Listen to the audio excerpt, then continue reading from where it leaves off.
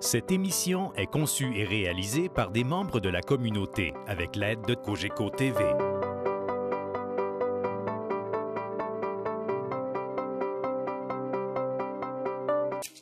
Salut, moi c'est Hippolyte Douagoué, je suis originaire de la Côte d'Ivoire. Nto Hippolyte Douagoué, Ago Côte d'Ivoire.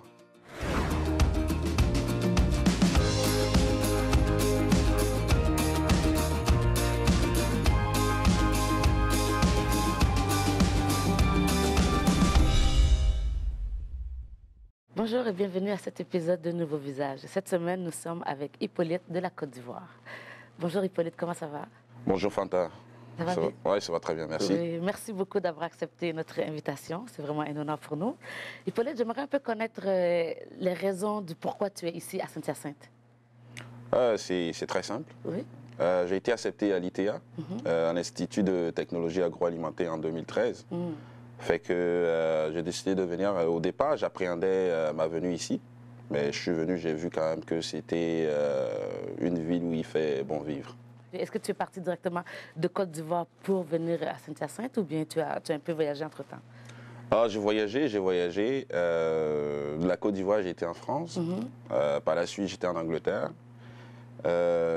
Saint-Hyacinthe, comme je l'ai mentionné d'entrée de jeu, c'était en 2013 que je suis arrivé. Mais d'abord, en 2008, je suis arrivé à Montréal. Okay. Et c'est comme, quelle formation tu prends maintenant là, à l'ITA? Ben, la formation en agroalimentaire, donc en contrôle qualité des aliments et tout, la salubrité, l'innocuité alimentaire, voilà, c'est ça. D'accord, ça c'est très bien. Et puis, mais comme, bon, depuis que tu es arrivé là, est-ce que tu as trouvé facile un peu l'intégration ou bien c'était quand même difficile pour toi? L'intégration dans la société québécoise, vous voulez dire? Oui, tout à fait. Ben, l'intégration, ça n'a pas été difficile. Ça n'a pas été difficile parce que la Côte d'Ivoire, d'abord, où est-ce que je suis né? C'est un pays laïque. C'est un pays où il y a 26% de la population, où 26% de la population étrangère est immigrante. Donc ça, c'est un score quand même louable au niveau même de l'immigration mondiale. Fait que dès le bas âge, on jouait déjà avec les gens de tout horizon, les Chinois, les Européens. Et donc, arriver ici, ça n'a pas été un choc, ça a été juste une continuité. Et quelle est comme la plus grande différence là, que tu as vue entre la culture québécoise et la culture ivoirienne? Ben, comme je dis, il n'y a pas vraiment une grande différence qui va me laisser perplexe. Parce que la Côte d'Ivoire, c'est un pays laïque. On fait aussi la fête de Noël. Oui. Et ici, c'est la fête de Noël. Ici, c'est beaucoup plus famille. La Côte d'Ivoire aussi, c'est plus famille. Donc, la seule différence, et qui m'a un peu choqué, peut-être, c'est le froid. Ouais, c'est le froid. Peut-être c'est la seule différence. Oui, ben, c'est l'une des différences aussi, mais la température, c'est pas pareil. C'est clair qu'en Côte d'Ivoire, 32 degrés. Ici, en hiver, des fois, moins 35. Oui. Il y a un choc vraiment thermique qui peut constituer aussi une différence. Oui, tout à fait. Mais comment tu as, bon, tout à l'heure, tu as dit que tu avais été accepté à l'ITA, mais comment s'est passé le processus là, pour faire la demande? Ben, la demande, je suis allé sur le site Internet. Il demandait mes diplômes, mes antécédents, mon parcours scolaire et tout. Donc, c'est suite à l'analyse de mon dossier qu'ils ont accepté ma demande d'admission. OK. Et puis, tu es comme à ton arrivée ici, là, est-ce que tu as pu te retrouver comme avec beaucoup d'autres Ivoiriens ou bien tu t'es un peu retrouvé là, isolé là, comparativement comme à d'autres, comme je sais, le cégep et tout ça, il y a vraiment des gens qui viennent de partout. Mais est-ce que la communauté ivoirienne était grande aussi? Moi, je peux dire que je suis vraiment quelqu'un de solitaire. D'abord, en 2008, quand j'arrivais ici au Québec, au Canada, je ne connaissais personne. Donc, je suis quelqu'un, je n'ai pas de la misère à m'intégrer. Donc, je me dis que seules les montagnes ne se déplacent pas, mais nous, les êtres humains, on peut se déplacer puis faire des connaissances. Mais ça n'a pas été vraiment... quand je suis arrivé en 2013 à Saint-Hyacinthe, les immigrants, c'était vraiment rare dans les rues. J'appréhendais, comme je l'ai dit, je pensais que j'allais être le seul, entre guillemets, noir dans la ville de Saint-Hyacinthe. J'appréhendais cela. Oui. Mais quand je suis arrivé, les Noirs, quand même, il faut dire, on pouvait les compter. Oui. Je suis zéro raciste, hein, mais il faut appeler les choses par leur nom. Oui. On pouvait les compter. À l'ITA, on était combien? Quatre Noirs. Ben, j'ai approché ces personnes et puis on s'est organisé. Et les samedis aussi au soccer, on jouait avec d'autres communautés. Vous savez d'où est-ce qu'on vient? Le soccer, c'est le sport qui est vraiment populaire là-bas. Ça, c'est vrai. Ça fait que les samedis, je me rappelle très bien, on se retrouvait, on jouait au soccer. C'est là que on a commencé à agrandir vraiment le relationnel. Hippolyte, tu nous as dit que tu es arrivé à Saint-Hyacinthe en 2013, mais que tu es arrivé au Canada en 2008. Donc, entre ces deux périodes-là, qu'est-ce que tu as fait? Bon, quand je suis arrivé en 2008... Et c'était où, en fait? C'était à Montréal. À Montréal, OK. Je suis arrivé à l'aéroport Trudeau. Et quand je suis arrivé en 2008, j'ai commencé à travailler, vu que j'ai étudié aussi en Angleterre en communication. J'ai pas eu de la misère à trouver du travail. J'étais chargé du service à la clientèle, soutien technique chez Belle Mobilité à Dorval. Donc j'ai commencé de 2009 jusqu'en 2011. Je travaillais là. Et après, j'ai travaillé pour l'entreprise Shot Direct. C'est une entreprise un peu aussi de câble, de télévision par satellite et tout et tout. J'ai travaillé. Donc, arrivé à un certain moment, j'ai dit non. Qu'est-ce que je dois faire? J'ai essayé de voir des conseillers en orientation pour voir qu'est-ce que je peux faire pour être vraiment un peu plus productif sur le marché du travail. C'est vrai que déjà, ce que je faisais, je gagnais très bien ma vie et c'était super bien payé, je ne me plaignais pas. Mais arrivé à un certain moment donné, il a fallu que je fasse quelque chose vraiment qui pourrait éventuellement me pousser plus tard à me partir une entreprise en agroalimentaire.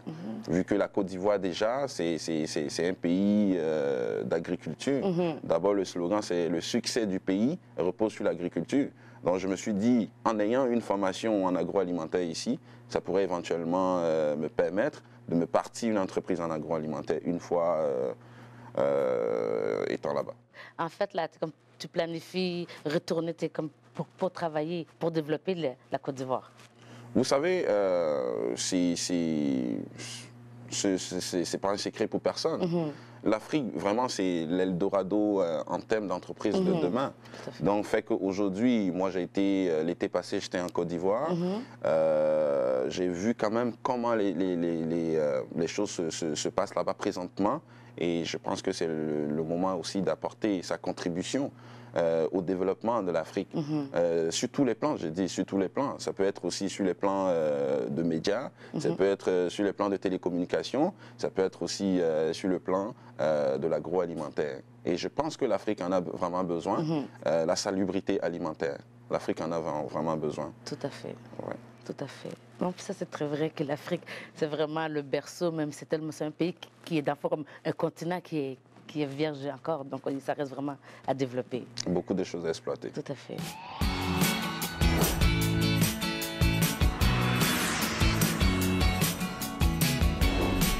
Originaire de Abidjan, Côte d'Ivoire.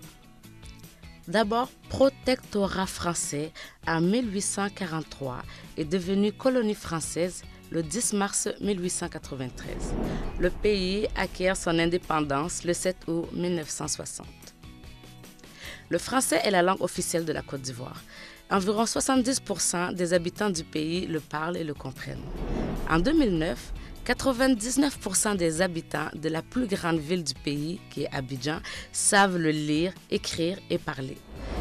Le Senufo et le Djoula sont les langues les plus parlées dans le nord, tandis que le Baoulé et le Bété sont parlés dans le sud. Abidjan est la capitale économique de la Côte d'Ivoire, mais la capitale administrative et politique est Yamoussoukro. Elle est également la ville la plus peuplée de l'Afrique de l'Ouest francophone. Elle est la troisième plus grande agglomération au sein de la francophonie. Selon les autorités du pays, en 2014, il y avait plus de 4 millions d'habitants, soit 20% de la population totale du pays. Avant d'arriver ici, là, comment est-ce que tu vivais? C'était quoi la vie que tu avais en Côte d'Ivoire? La Côte d'Ivoire, vraiment, j'ai de très beaux souvenirs de la Côte d'Ivoire. D'abord l'école primaire. Oui. L'école primaire où c'est un âge vraiment d'insouciance. Où est-ce qu'on jouait avec nos amis nus sous la pluie. Ça, c'est ces souvenirs que j'ai de la Côte d'Ivoire. Après mon entrée en sixième, l'entrée en sixième, c'est le diplôme on appelle ça le CEP. Oui. C'est le diplôme qu'on obtient avant d'aller au secondaire. Et là, je vous dis, j'étais quand même brillant à l'école, là, c'est pas pour... Je n'en doute aucunement. Mais j'étais quand même brillant à l'école, oui. Donc l'entrée en sixième au lycée moderne de Danané, où est-ce que j'avais quand même des amis. En sixième, on faisait la compétition, qui allait avoir de bonnes notes et tout. C'est ces souvenirs aujourd'hui que je garde de la Côte d'Ivoire. Après le BEPC, j'ai été orienté en seconde C. Seconde C, c'est seconde scientifique. Et là encore, avec les amis, on planifiait, on parlait déjà de ce qu'on allait faire quand on allait grandir. Moi, je disais tout le temps, soit j'allais être pharmacien ou je voulais faire la politique. Je voulais faire la politique. Un grand visionnaire. Hein? Exactement. Moi, je voyais déjà parce que je n'avais pas cette difficulté-là à m'exprimer. Et quand j'étais déjà première année de secondaire, on appelle en sixième, j'étais chef de classe. Oui.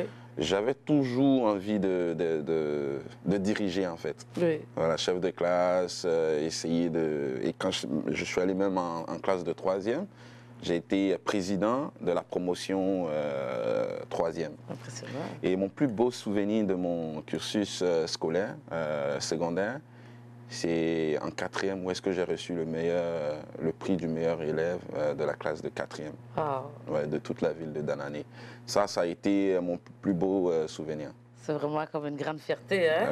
Oui, une très grande fierté. Wow, grand visionnaire avec des grands projets et puis des grandes récompenses, là, c'est vraiment très bien. T'es comme, et mis à part la vie scolaire et tout ça, comment se passait la vie sociale avec les parents, avec la famille? Ça, c'est une très bonne question, parce que moi, d'ailleurs, j'ai pas connu cette vie-là. Où est-ce que papa est là, où est-ce que maman est là? Moi, j'ai été élevé par mon grand-père. Et paix à son âme, paix à son âme. Quand je parle aujourd'hui, j'ai des souvenirs quand même douloureux. C'est ce monsieur-là qui m'a inscrit à l'école.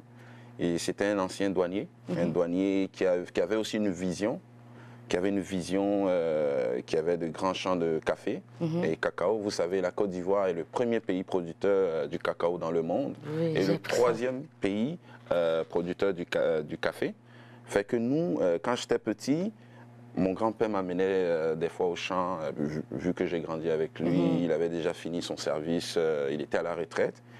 Et à chaque fois qu'il venait au village, il donnait de l'argent aux villageois pour planter en retour le café, le cacao pour lui et tout.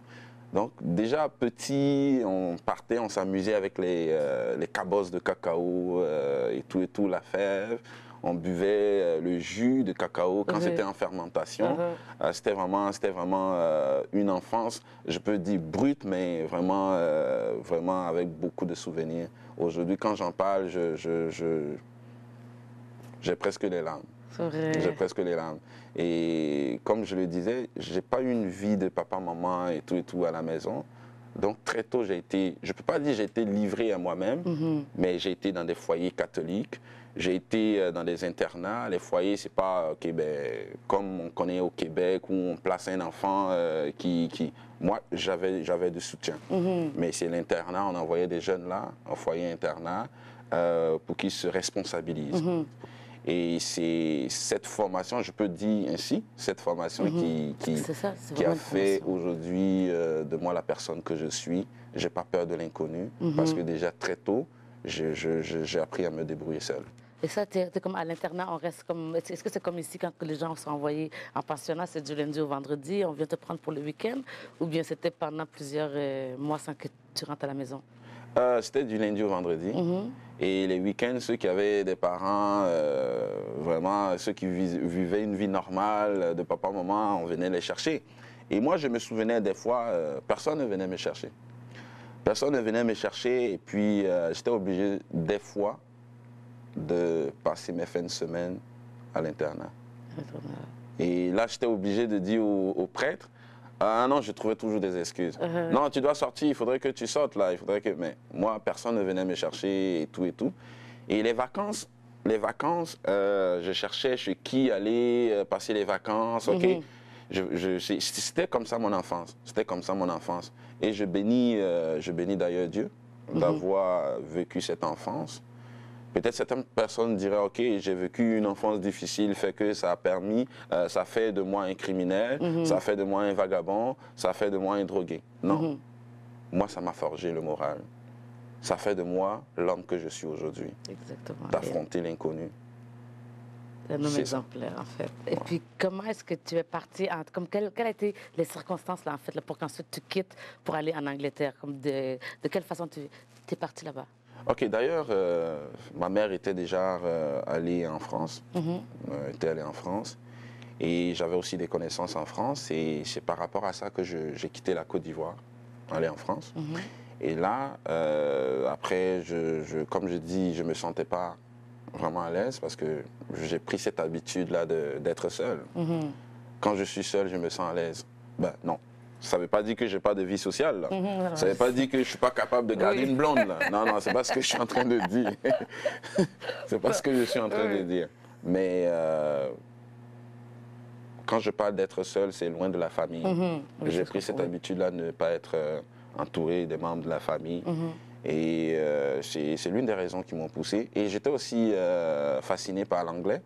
Je voulais, déjà au secondaire, je parlais l'anglais, on se blaguait entre nous. Avec l'accent. Avec l'accent, on essayait de se jouer les dangereux en anglais, comme on peut dire dans notre jargon. Mais c'est l'une des raisons, l'Angleterre, ça a été un pays de rêve. Je suis allé, j'ai vécu comment les Britanniques vivent.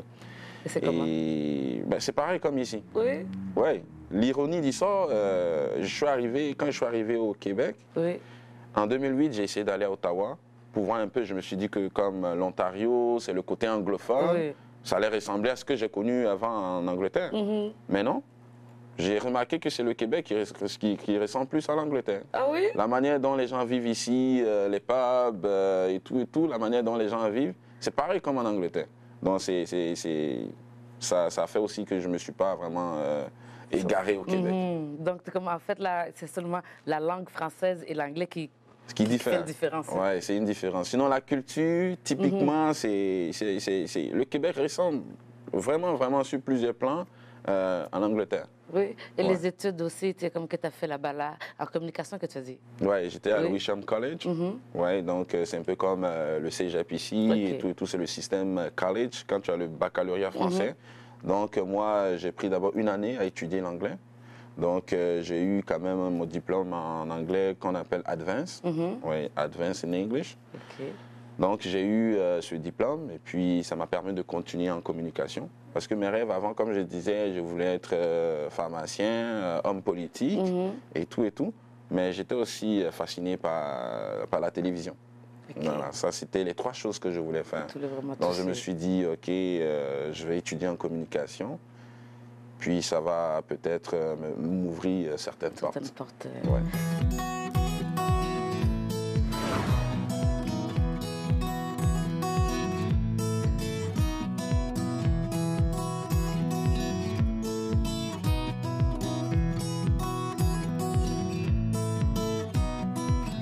Forum 2020, il y a comme mission dynamiser la démographie masculine par le biais de l'immigration.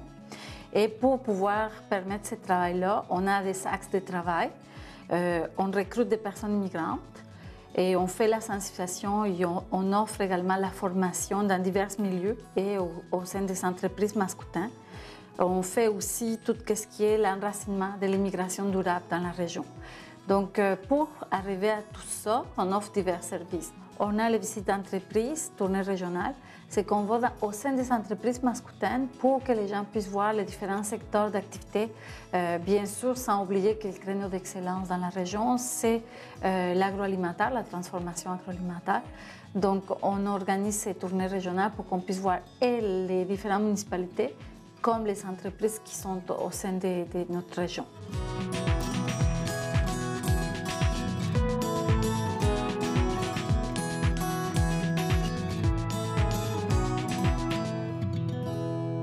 Paulette, maintenant, bon, après avoir vécu en Côte d'Ivoire, après avoir vécu en Angleterre et maintenant ici au Québec, à quelle culture tu t'identifies le plus?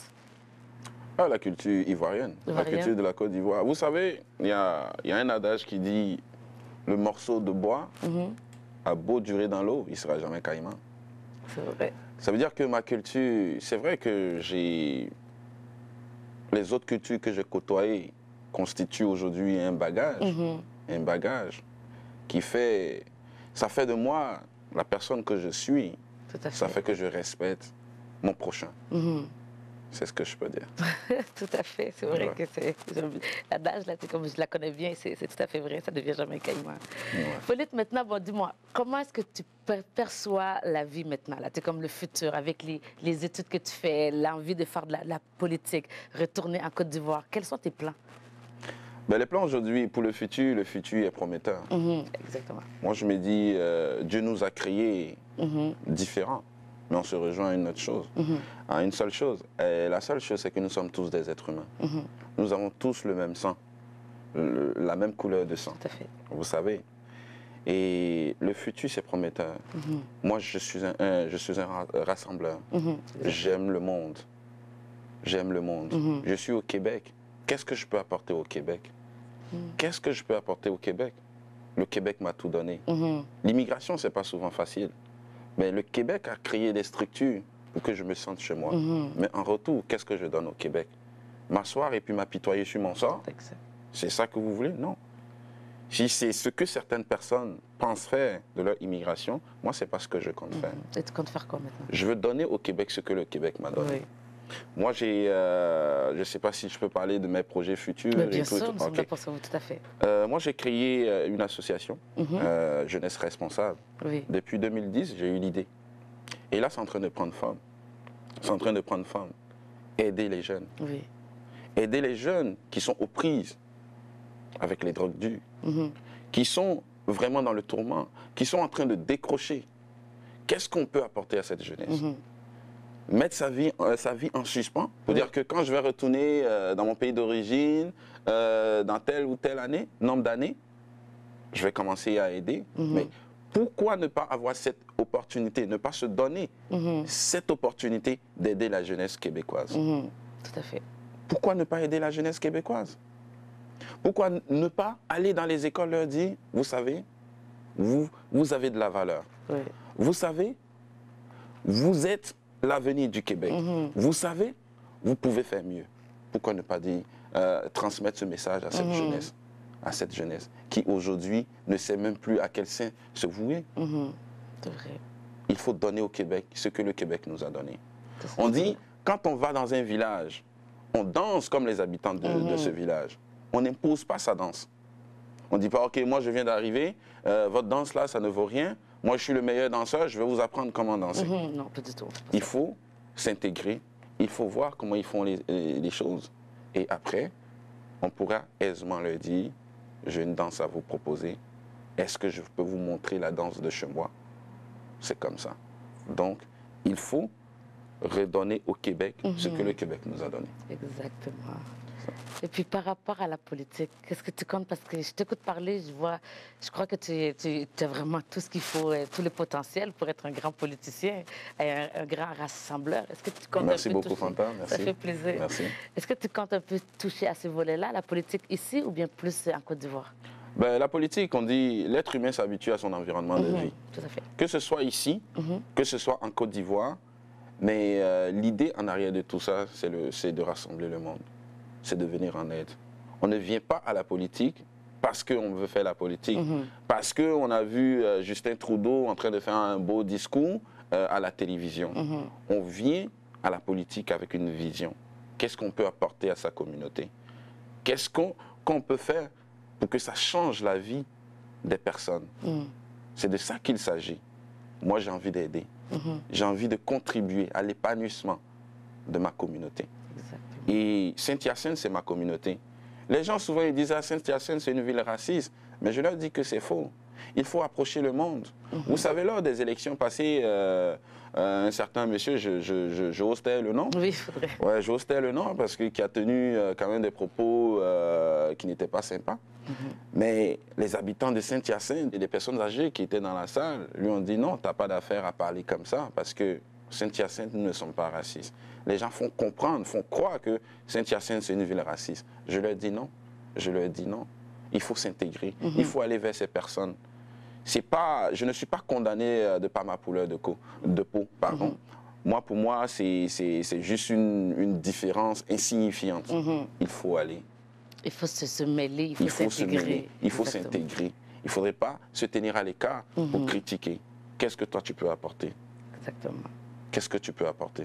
Moi, je pense que si tu vas dans la rue et que tu vois un itinérant, il est blanc, il est noir, tu lui donnes à manger, je ne pense pas qu'il va refuser ta nourriture parce que toi, tu es noir. Je pense qu'une bonne action a toujours de la valeur. Sur ce mot, je ne sais même pas quoi répondre parce que tu as tout dit, toute la vision même que j'ai moi-même par rapport à l'intégration, à l'immigration. Donc vraiment, c'est exactement ce que je crois. Je crois que chaque immigrant devrait réellement penser comme ça. Et puis toi, dis-moi, que penses-tu du fait que maintenant, bon, il y a différentes communautés, différentes ethnies qui sont présentes ici. Est-ce que tu es plus que chacun, plutôt que de séparer les communautés, les gens devraient plutôt s'unir? Ben, vous savez, la charte canadienne, ça respecte aussi les valeurs religieuses. Et ça permet aussi à tout un chacun de pratiquer sa religion, d'être dans sa communauté. Mais aujourd'hui, l'idée en arrière de tout ça, c'est pas de ghettoiser Saint-Hyacinthe. Il faut aller, il faut se rassembler, il faut s'unir pour pouvoir faire quelque chose de colossal. Donc, ça ne sert à rien d'avoir une communauté des Maliens, une communauté des Ivoiriens, des Sénégalais, des Marocains, et j'en passe. Il faut se rassembler. Il faut se rassembler. Il faut s'intégrer. Il faut aller vers les Québécois. Il faut leur expliquer notre culture. Ils ne connaissent pas. Les préjugés, ça existe partout. Oui, tout à fait. C'est pas nouveau. Non. Même en Afrique, même en Côte d'Ivoire, les préjugés, ça arrive. Ça existe. Parce qu'on se dit toujours que notre culture, le moi, notre culture, ma culture, elle est meilleure que la culture des autres. Ça, tout le monde se dit ça. Ce n'est pas seulement au Québec. Ailleurs dans le monde, on peut être confronté aussi aux préjugés. Exactement. Donc, fait que ne disons pas, ah, les Québécois, ils sont comme ça, les Canadiens, ils sont comme ça. Moi, je me considère comme un Québécois. Je me considère comme un Québécois. Je ne suis pas différent. Je suis un Québécois. Après presque 9 ans passés au Québec, je pense que non, l'être humain s'habitue. Moi, quand je vais en Côte d'Ivoire, j'étais l'été passé, on me regarde différemment. Ça, je viens ici, on me regarde différemment. Mais vers la fin, je suis où? C'est ça. Vers la fin, je suis où? C'est tellement ça quand même. Donc, en fait, là, on pourrait vraiment conclure en disant que tu te sens pratiquement comme, tu es vraiment comme un Québécois, tu t'es imprégné, tu t'es pas juste comme intégré, mais tu t'es imprégné des valeurs et de la culture québécoise, tout en gardant ta culture comme initiale. Donc c'est exactement comme ça que il faut savoir d'où on vient. Exactement. Faut savoir où on va. Parce que quand on ignore, quand on fait une croix sur ses origines, là, le futur est sombre. Il faut savoir d'où on vient pour savoir où est-ce qu'on va. Exactement. Moi, je ne renie pas ma culture. J'adore ma culture. Et c'est cette culture-là qui me donne la force. Mais je suis aussi dans la culture québécoise. Veux pas, je dors, je travaille, je me réveille avec la culture québécoise. Exactement. Fait que, il faut aller vers les Québécois. Il faut leur expliquer c'est quoi ma culture. C'est quoi. Ils ne connaissent pas. Quand tu ne connais pas quelque chose, tu peux avoir un mauvais jugement. Mais quand tu connais la chose, quand tu l'as vécu. Moi, aujourd'hui, si on me parle de l'Angleterre, je sais parce que j'ai vécu là-bas. Si on me parle de l'Afrique, je sais parce que j'ai vécu là-bas. On me parle du Québec, je sais parce que j'ai vécu ici. Exactement. Et je suis quand même bien placé pour pouvoir faire une conclusion. Tout à fait. C'est super. Mais vraiment, écoute, c'est déjà fini. 30 minutes ont tellement passé à une vitesse incroyable. Hippolyte, je te remercie énormément d'avoir accepté. Alors, je vous invite à la maison de ne pas rater la semaine prochaine un autre épisode de Nouveaux Visages.